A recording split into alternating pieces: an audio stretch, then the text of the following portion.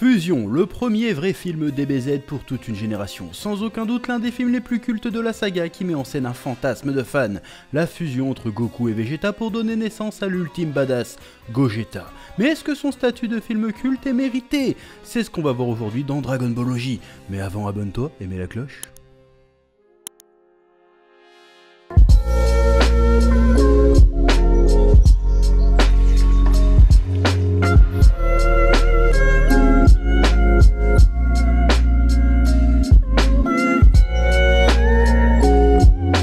Salutations tête de naze, je suis le chef et bienvenue dans Dragon Ball OG, l'émission entièrement consacrée à Dragon Ball et à son univers. Et aujourd'hui on poursuit notre rétrospective des films et OAV Dragon Ball Z avec le 12e film, Dragon Ball Z Fusion. Et je dois bien avouer que ce film a une place toute particulière dans mon petit cœur. Petit cœur, t'as compris ? Parce qu'il s'agit pour moi, tout comme énormément de gens de ma génération, de mon premier film DBZ. Et ce premier film DBZ, on l'a pas vu sur une vieille VHS pétée, non, on l'a vu sur grand écran au cinéma, ouais. Et oui, c'était la première partie de Dragon Ball Z, le film. La seconde partie, c'était l'attaque du dragon. Rendez-vous au prochain épisode. On en a déjà parlé dans l'épisode précédent, mais ce film était un véritable événement. Et c'était une expérience génialement géniale. On a tous kiffé comme des fous. Quelle période incroyable quand même. J'ai franchement hâte de revoir ce film en espérant le kiffer au moins autant qu'à l'époque. Non mais quand tu dis des trucs comme ça, après les gens ils vont dire que Dragon Ball c'est porté que par la nostalgie. Est-ce un crime d'être nostalgique d'un temps où nous étions insouciants? Pas de grosse crise climatique, plus de pouvoir d'achat, beaucoup moins de tensions ethniques et religieuses. Nous pouvions encore rêver un avenir radieux? Alors oui, je n'ai pas peur de le dire, Dragon Ball nous rend nostalgiques d'un temps où nous étions heureux. Mais qu'y a-t-il donc de si merveilleux à notre époque actuelle pour nous faire rejeter cette nostalgie salvatrice, hein? Accès au porno illimité, livraison de fast-food à domicile, et le tout avec juste un écran qui tient dans ta poche. Tu as toujours su trouver les mots. Oui.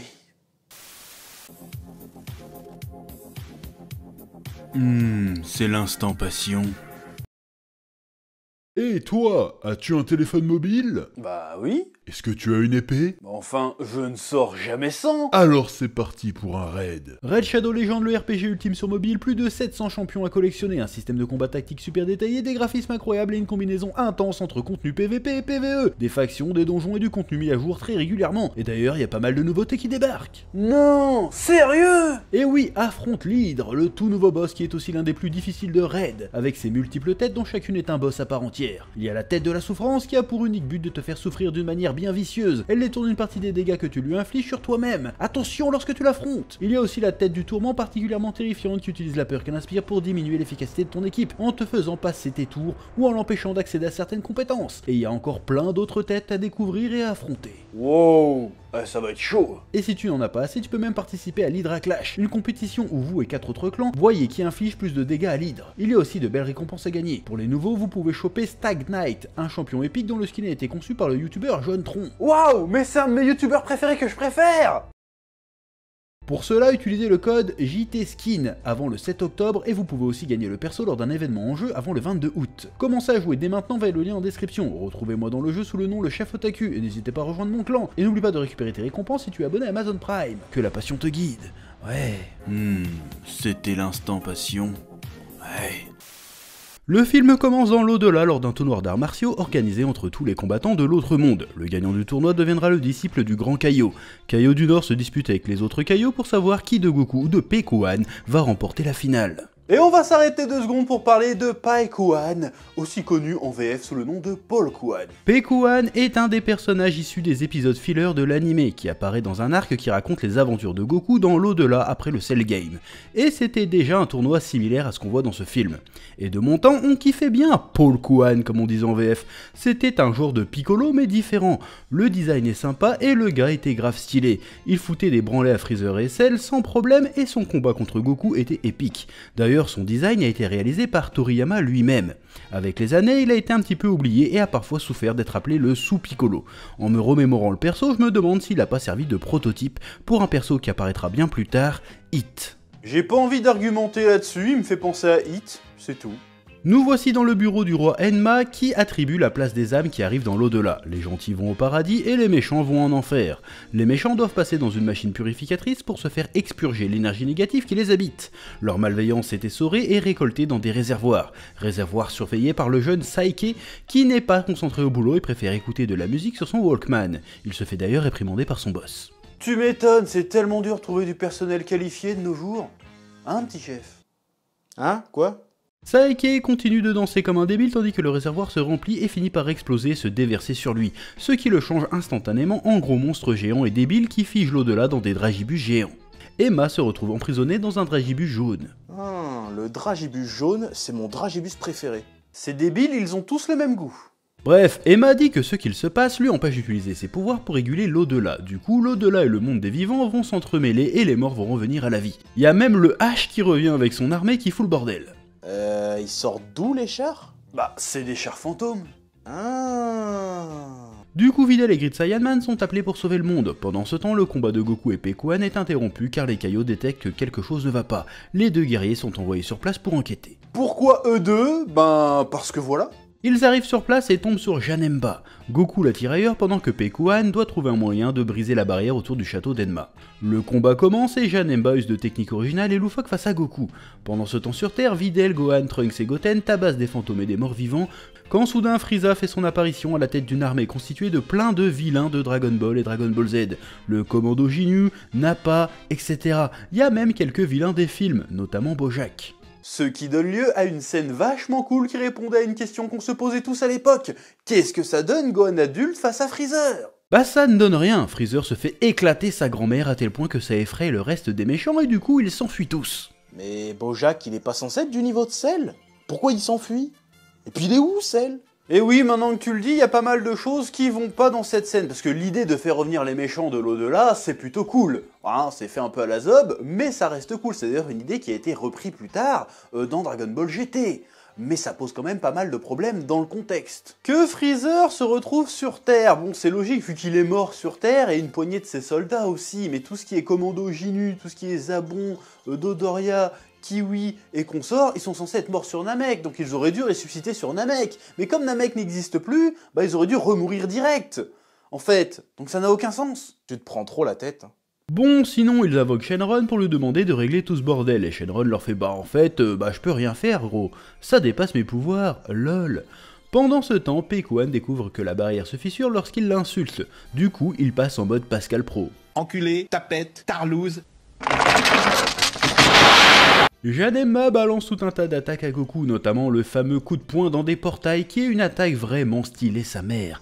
Puis Goku lui balance un Kamehameha, puis Janemba fait apparaître une copie de Goku qui lui envoie un autre Kamehameha encore plus gros. Stylé! Janemba se met à rafaler dans tous les sens en tirant des boules d'énergie depuis ses... nombrils? Bidonjour. Quoi? Goku commence à se fédérer et se change enfin en Super Saiyan 3. Et il prend son temps.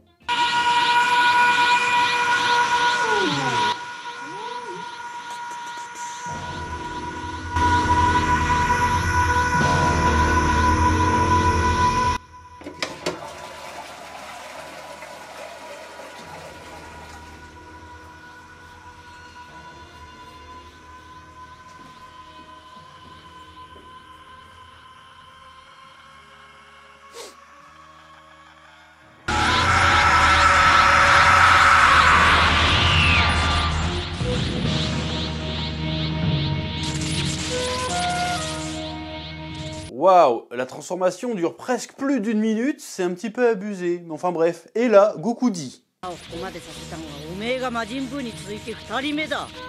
Quoi? Ça se passe après Boo? Et oui, donc c'est l'heure de notre rubrique « Pourquoi c'est pas canon ?» Mais pourquoi c'est pas canon? Alors c'est tout bonnement impossible que cette histoire ait lieu dans la continuité, parce que après la saga Boo, Goku est ressuscité et vit sur Terre. Il n'a donc aucune raison de se trouver dans l'au-delà à ce moment-là. Voilà.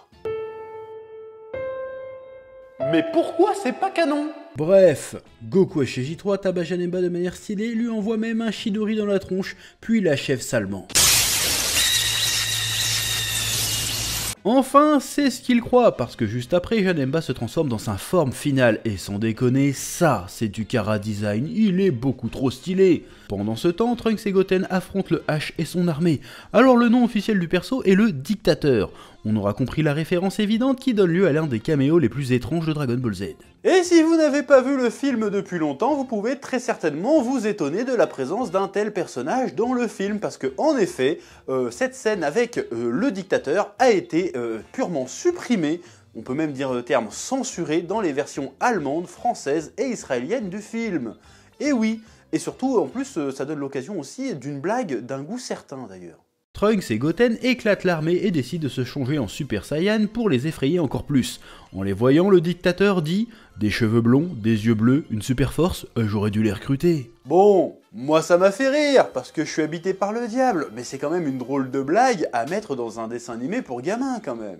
Retour à Goku versus Janemba, le combat commence vraiment et c'est incroyablement cool. La chorégraphie, l'animation, la mise en scène, c'est quasi parfait. On sent l'impact des coups, la montée en tension qui s'accentue, il y a une vraie ambiance de boss final, on a peur pour Goku. Puis Janemba fait apparaître une épée.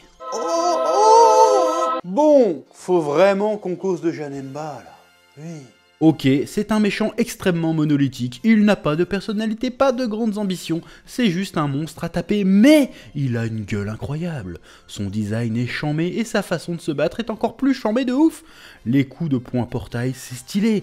Sa téléportation en pixel Lego chelou, c'est une dinguerie. Et maintenant, en plus, tu lui fous une épée classe qui envoie des lasers, mais où va s'arrêter son flow? Il ne raconte rien ce perso, mais il le fait avec panache. Quand j'étais gamin, il me fascinait autant qu'il me terrifiait. C'est ce que j'appelle être un méchant iconique, bordel. Oui. Janemba piège Goku dans un bloc de liquide en suspension et fait des découpes trop stylées sa mère, puis Vegeta débarque pour le sauver. Alors... Mais pourquoi c'est pas canon? Comme on l'a déjà vu, le film est censé se dérouler après les événements de la saga Buu. Or, à la fin de la saga Buu, tout comme Goku, Vegeta est ressuscité, il n'a donc rien à faire dans l'au-delà, que ce soit au paradis ou en enfer. D'ailleurs, dans le manga, Vegeta et Goku n'ont été morts au même moment que durant un très court laps de temps au début de la saga Buu. Ils ont été morts au même moment, en même temps, environ au maximum une journée. Voilà, après, c'est pas possible. Mais pourquoi c'est pas canon? Allez, vas-y Vegeta, montre-lui c'est quoi un véritable Saiyan à ce monstre tout rose tout nul. Il se fait défoncer. Il est vraiment haché. Du coup, Goku propose à Vegeta de fusionner pour avoir une chance de gagner, et Vegeta refuse dans un premier temps, puis se met à chialer de frustration parce qu'il est toujours moins fort que Goku. Mais selon la chronologie du film, c'est censé se dérouler après cette scène. Un bon Kakarot, tu es le plus grand des guerriers. Que votre histoire ne soit pas canon, d'accord, mais vous ne pouvez pas retcon les personnages comme ça se fait pas, non. Bon, finalement ils fusionnent, ils se foirent et ils deviennent gros. Ils deviennent alors Gros-Geta. Alors je crois que le nom officiel c'est Veku, et pas Gros-Geta. Oui, mais Gros-Geta c'est mieux. Ouais, en vrai c'est mieux.